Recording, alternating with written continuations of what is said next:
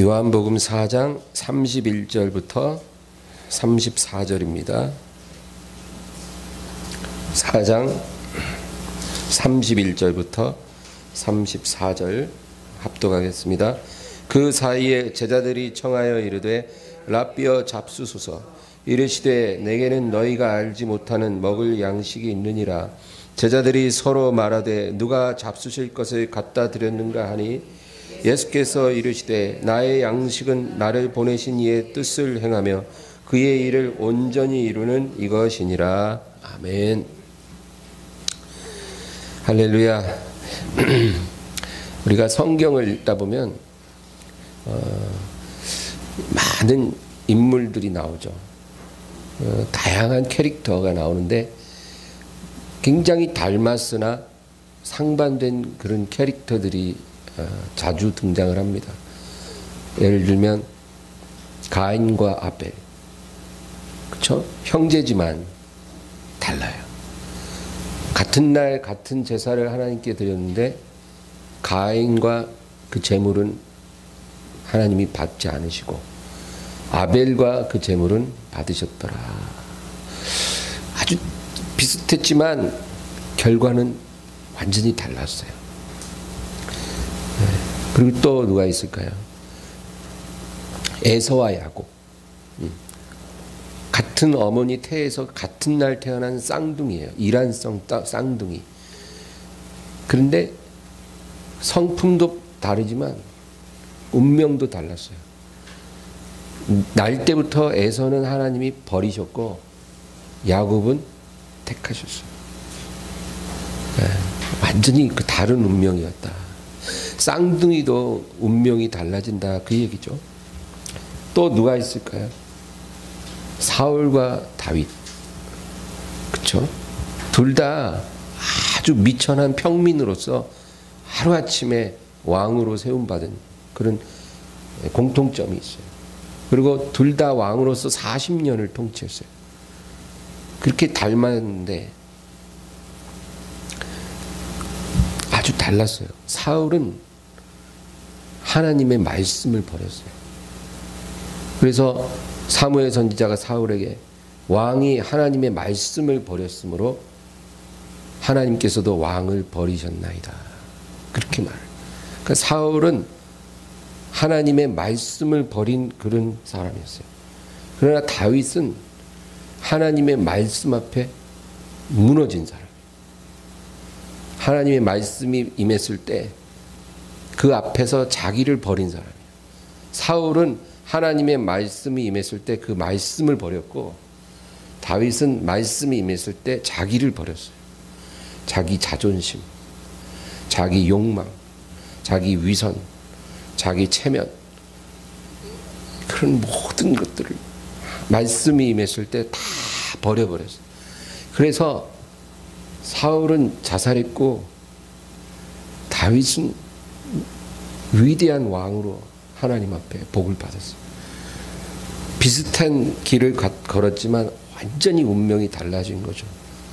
네, 여러분, 나단 선지자가 다윗에게 왔잖아요. 이 사울 왕이나 다윗 왕이나 다 위대한 선지자의 도움을 받았던 사람들이에요. 사울에게는 사무엘이 있었고 다윗에게는 나단이 있었어요. 둘 다 하나님의 말씀을 왕에게 전달했어요. 그런데 사울은 사무엘을 통해 주신 말씀을 버렸고 아말렉을 진멸하라, 순종하지 않았어요. 그러나 다윗은 나단이 와서 왕이 회개해야 합니다. 그러니까 그 말씀 앞에 완전히 무너지고 자신의 모든 가면을 다 버렸어요. 눈물로 베개를 적시고 회개했어요. 그러니까 거기서 두 사람의 운명이 탁 갈라진 거예요. 여러분, 복받기 원하면 하나님의 말씀 앞에 자기가 무너지는 사람이 돼야 돼요. 말씀을 내던지는 사람이 되면 사울처럼 되는 거고, 말씀이 임했을 때 내가 무너지고 내 모든 자아와 가면과 가식과 욕망을 내던진 사람은 사는 거예요. 그런 사람 되기 바랍니다. 또 누가 있을까요? 유다와 베드로가 있어요. 유다와 베드로 둘 다 12제자의 하나로 택함을 받은 거예요. 그런데 유다는 예수님을 미워했어요. 예수님을 유다가 미워했기 때문에 은30에 팔아버린 거예요. 예수님 굉장히 핫한 사람이었거든요. 그 당시에. 그 사람을 넘기라는 많은 요구가 있었고, 유다가 예수님을 넘기면 엄청난 돈을 받을 수도 있는 거예요.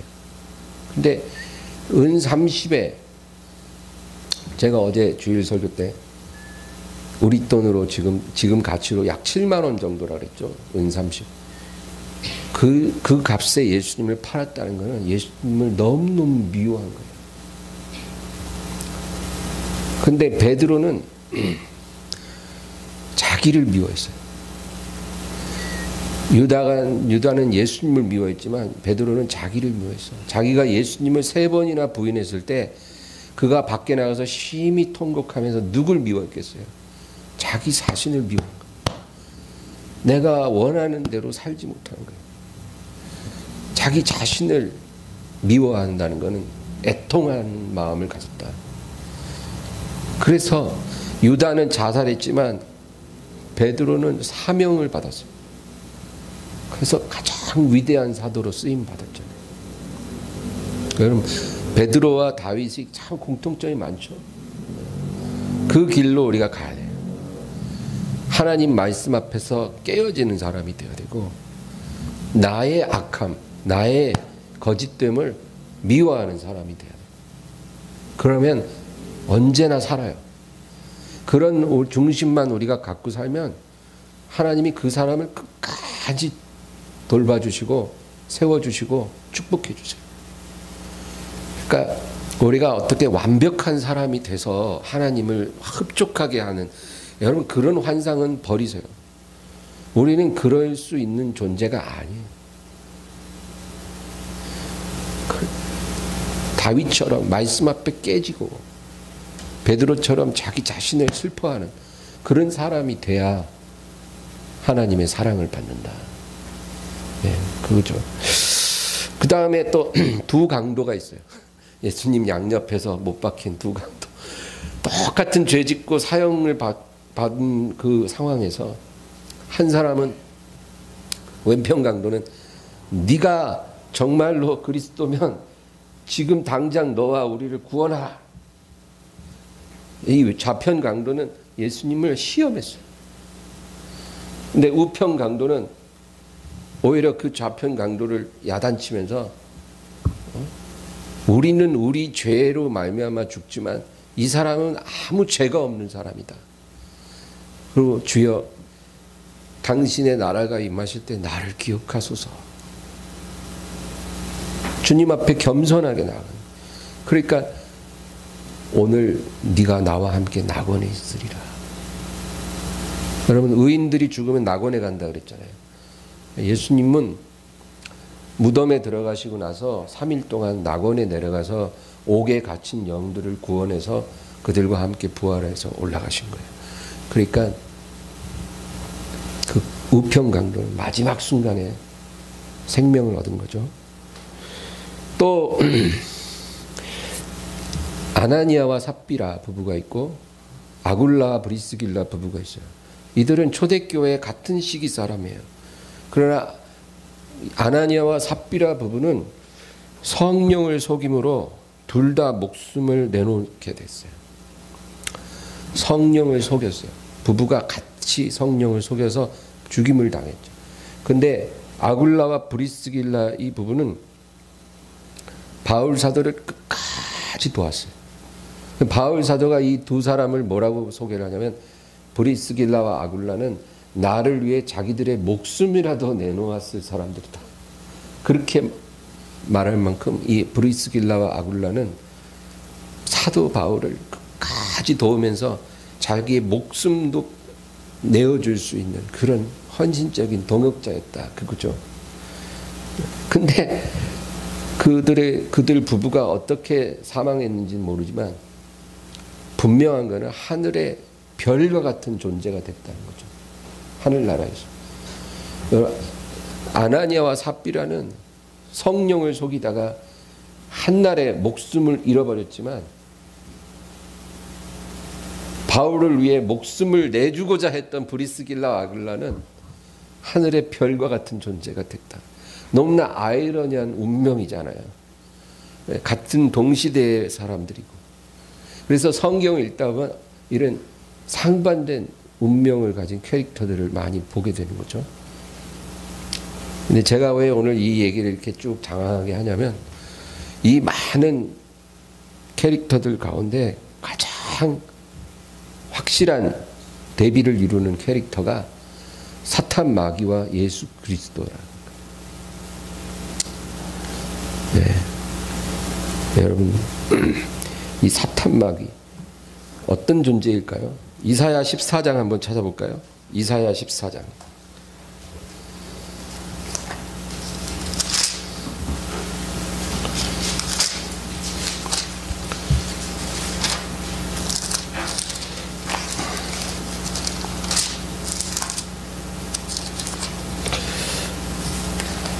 이사야 14장 12절에서 15절 12절에서 15절까지 읽습니다.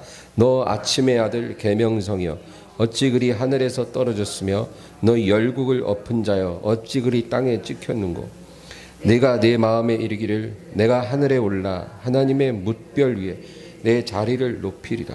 내가 북극 지폐의 산 위에 앉으리라. 가장 높은 구름에 올라가 지극히 높은 이와 같아지리라 하는도다. 그러나 이제 내가 수월 곧 구덩이 맨 밑에 떨어짐을 당하리로다. 이 본문은 사탄 마귀를 묘사한 글인데요. 너 아침의 아들 계명성이여.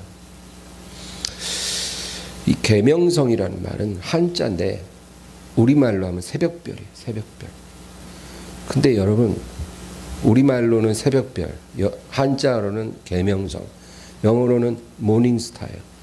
이 명칭은 예수님을 가리키는 명칭이에요. 원래는. 그래서 요한계시록 22장에 보면 16절, 22장 16절에 보면 나는 광명한 새벽별이라 주님께서 그러거든요. 그러니까 그 새벽별이 바로 계명성이에요. 그래서 원래 이 새벽별 계명성은 예수님을 가리키는 명칭인데 이사야 14장에는 너 아침의 아들 계명성이여 하면서 사탄을 이제 부르거든요. 그래서 지금 이 명칭이 번역이 잘못된 거예요. 그래서 왜 계명성은 예수님을 말하는 말인데 왜 사탄에게 썼을까 하고 보니까 모든 번역본 중에 킹 제임스만 이 계명성이라는 말이 아니라 루시퍼라는 말을 쓰고 있어요. 그게 제일 정확한 표현. 루시퍼는 마귀의 이름이에요. 이름. 예. 그리스도의 이름이 예수고 하나님의 이름이 여호와듯이 마귀 사탄의 이름은 루시퍼예요. 근데 그 루시퍼라는 이름이 원래 등장을 여기서 이사야 14장에서 하는데 루시퍼가 자기 본명이 밝혀지는 게 싫으니까 오류를 섞어놓은 거예요. 그래서 잘못된 명칭이 지금 들어가 있어요. 그래서 이 이사야 14장의 계명성을 읽을 때는 루시퍼라고 여러분이 읽어야 돼요. 사실은 루시퍼 사탄이에요. 근데 이 사탄은 원래 그룹 천사예요. 여러분 천사는 엄청나게 많아요. 그리고 그 계급이 있어요. 근데 천사에서도 가장 계급이 높은 천사들이 스랍 아니면 그룹 천사들이에요. 그리고 천사장들이 있고. 근데 스랍이나 그룹 천사의 특징은 날개가 있어요. 성경을 보면 하나님의 보좌를 이렇게 호위하고 그 옆에서 하나님을 찬양하고 그 영광을 뭐랄까 이렇게 높이는 그 보좌 가장 가까이에 있는 천사가 스랍 천사, 그룹 천사예요. 그런데 그들은 날개가 있어요. 일반 천사들은 날개가 없어요. 근데 스랍이나 그룹은 날개가 있어요. 아주 존귀한 천사들만 날개가 있다는 거죠. 그런데 루시퍼는 하나님의 보좌 위를 덮는 그룹 천사였어요. 원래. 그리고 그 몸 안에 모든 악기가 다 들어있는 가장 아름다운 천사예요. 그런데 그가 이미 너무나 존귀하게 지음을 받았음에도 불구하고 그 자리를 만족하지 않은 거예요. 만족하지 않은 거예요. 그래서 아예 내가 보스가 되고 싶다는 거예요. 최고 자리에 내가 있고 싶다. 그래서 13절부터 보면 네가 네 마음에 이르기를 내가 하늘에 올라 하나님의 뭇 별 위에 내 자리를 높이려. 여기서 별들은 천사들을 의미해요. 천사들 위에 가장 높은 자리에 내 자리를 두리라. 내가 북극 지폐의 산 위에 앉으리라. 가장 높은 구름에 올라가 지극히 높은 이와 같아지리라. 하나님과 대등하게 되고 싶은 거예요. 가장 높이 올라가려고 스스로 자기 힘으로 그렇게 했더니 결국 어떻게 돼요? 그러나 이제 네가 수올 곧 구덩이 맨 밑에 떨어짐을 당하리라. 지옥의 가장 밑바닥에 네가 떨어질 것이다. 자기 힘으로 가장 높은 자리에 올라가려고 했으나 너는 가장 낮은 곳으로 떨어지게 될 것이다. 그 운명을 말해주고 있는 거예요. 지금 선지자 이사야가 이걸 예언할 때 자기도 무슨 뜻인지 모를 거예요. 성령의 감동으로 예언하기 때문에 예언하는 사람도 그 의미를 몰라요. 그러나 성령님이 조명해주면 그 의미를 깨달아지는 거죠. 그래서 여러분 이 사탄 마귀는 한마디로 교만 덩어리예요. 교만의 본질이 뭐냐면 스스로 높아지려고 하는 게 교만의 본질이에요. 높이고 낮추는 것은 하나님의 주권이에요. 높이는 일이 동에서나 서에서나 남에서나 북에서 말미암지 않는다. 성경에 기록되어 있잖아요. 하나님이 높이는 거예요. 하나님이 낮추고. 그러니까 여러분 높아지는 것은 우리 소관이 아니에요. 그냥 아예 내려놔 버려야 돼. 높아지는 거. 성공하는 거, 부자 되는 거, 사람들 앞에 높아지는 거, 하나님 앞에 칭찬받는 거, 그거 우리가 신경 쓸 일이 아니라는 거예요. 하나님의 주권이에요. 하나님의 주권. 하나님이 부자 되게 하면 그냥 부자가 되는 거예요. 하나님이 성공하게 하면 성공하는 거예요. 하나님이 존귀하게 하면 존귀하는 거예요. 여러분 모르드게가 자기가 존귀하게 되고 싶어서 존귀한 게 아니라 하루아침에 존귀하게 됐잖아요. 에스더에 나오는. 그러니까 교만은 뭐냐면 하나님이 높여주실 때까지 기다리는 게 아니라 자기가 스스로 높아지려고 하는 거. 그게 교만이에요.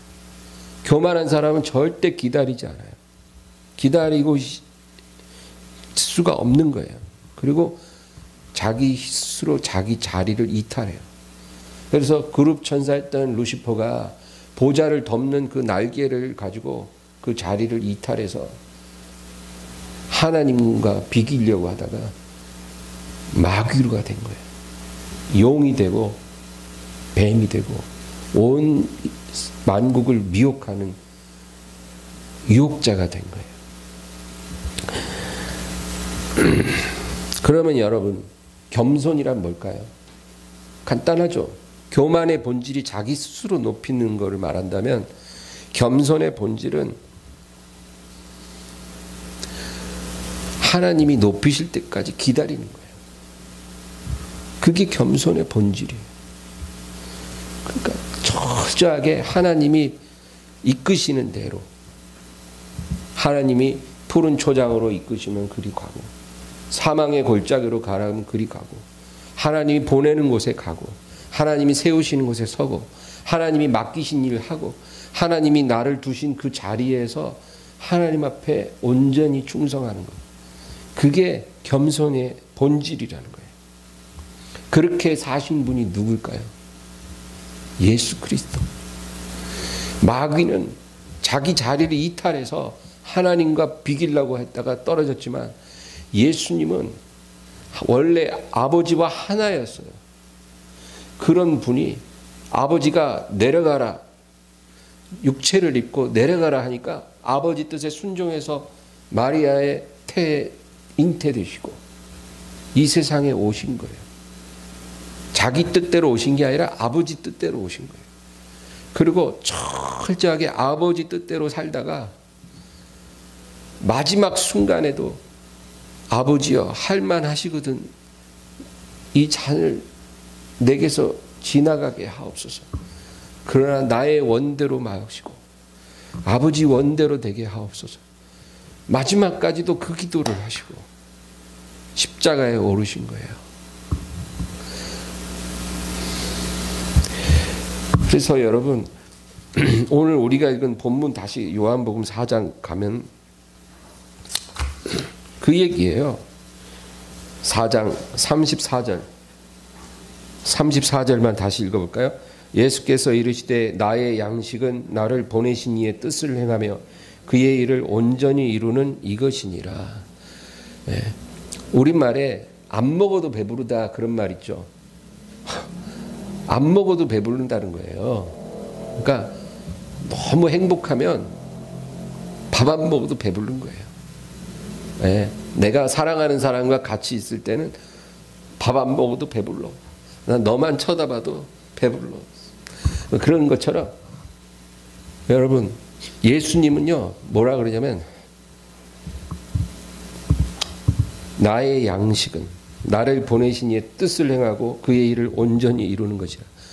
하나님 뜻을 행하고 그 일을 이루는 것, 그게 내 양식이라는 거예요. 난 하나님 뜻을 행하는 것만으로도 난 배부르다 그 얘기예요. 그게 내 양식이야. 사람들은 밥 먹으면 행복하고 만족하지만 나는 아버지 뜻을 이루고 그 일을 이루는 것이 나를 배불리는 것이다. 철저히 하나님 아버지 뜻을 행하셨어요. 어떤 높아지고 낮아지고 이런 거 관심 하나도 없어요. 아버지 뜻을 매일매일 이루고 사는 것, 그게 예수님의 밥이 됐고 기쁨이 된 거예요. 철저하게 예수님 그렇게 사신 거예요. 그러니까 마귀랑 너무 대조되죠. 하나님께서 예수님을 얼마나 기쁘게 보셨겠어요. 네.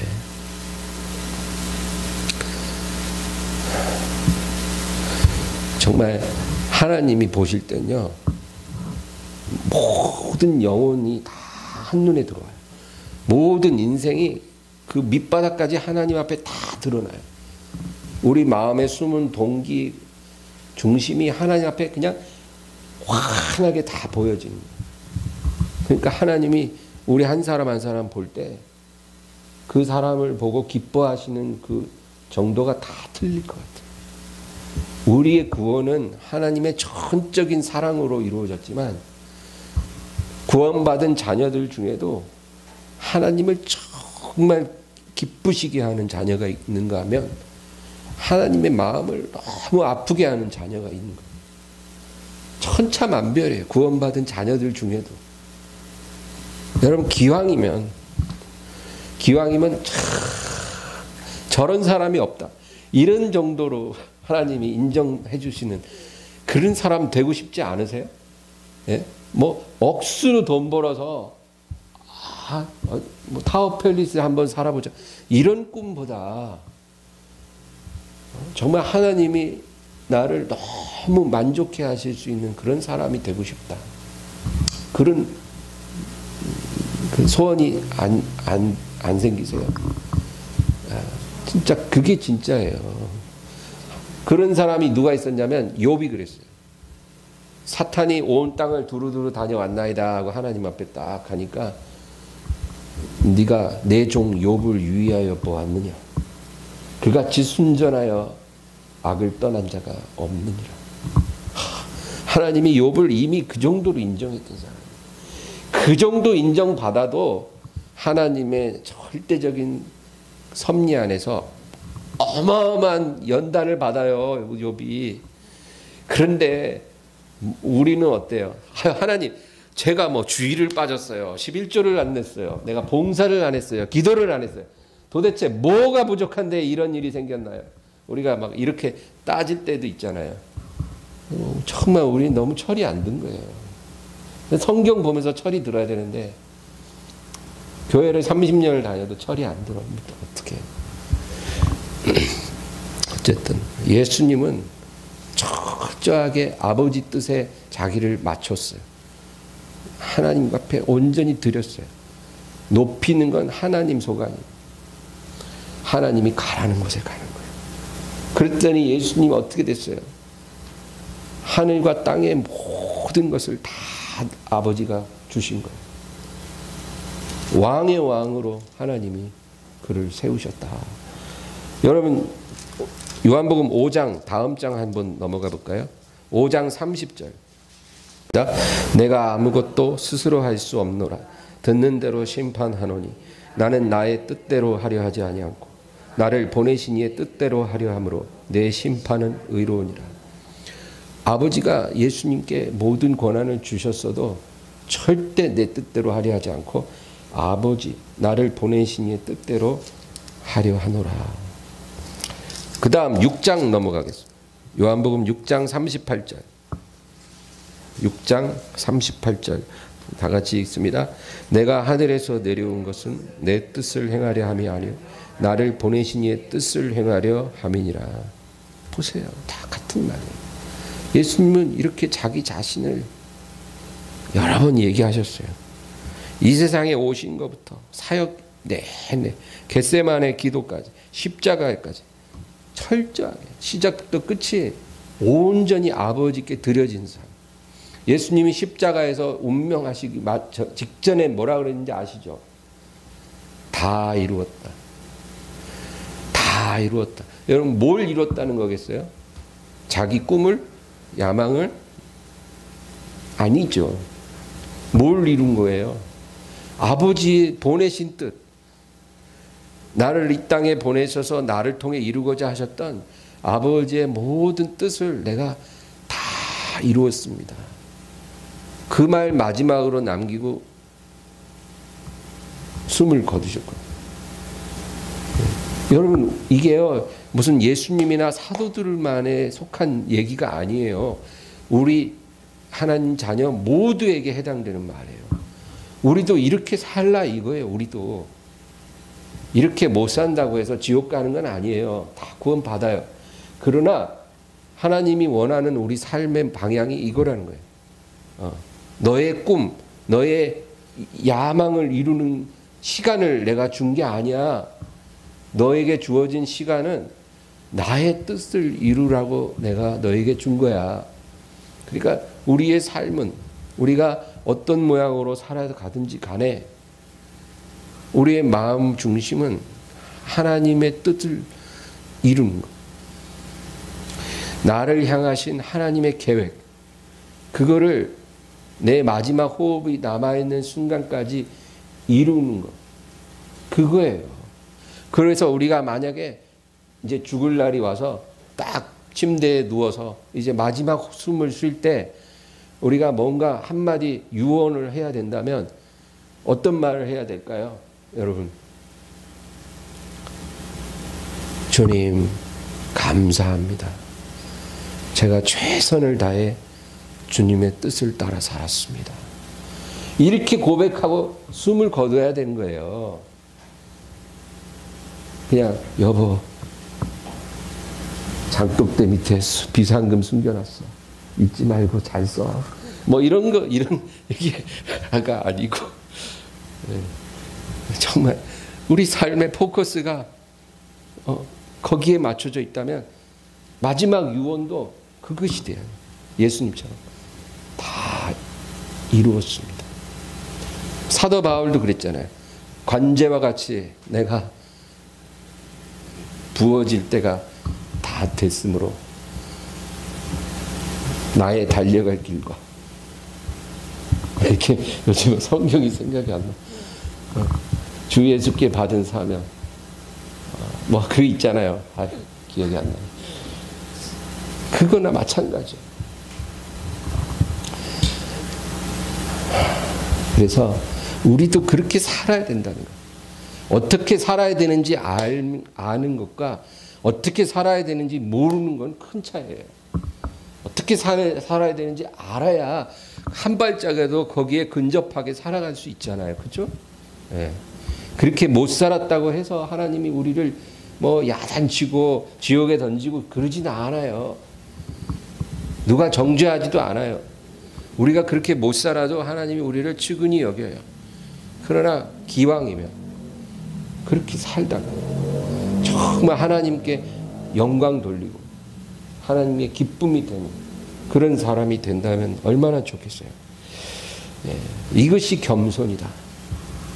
그냥 이러고 다니면서 할렐루야 감사합니다 이런 게 겸손이 아니고 예수님처럼 철저히 하나님 아버지 뜻대로 사시다가 마지막 순간에 다 이루었습니다 이렇게 고백하신 예수님처럼 철저하게 하나님 뜻대로 살아가는 것, 그게 겸손의 본질이에요. 여러분 그 길로 가기를 바라요. 절대 마귀가 갔던 교만의 길, 자기 힘으로 자기를 높이려고 발버둥치는, 그러나 결국 가장 낮은 곳으로 내려꽂히는 그런 운명이 되지 말고 주님처럼 그 길로 가게 되기를 주의 이름으로 축원합니다. 오늘 말씀을 생각하면서 우리 간절히 기도하겠습니다. 주여 주여 주여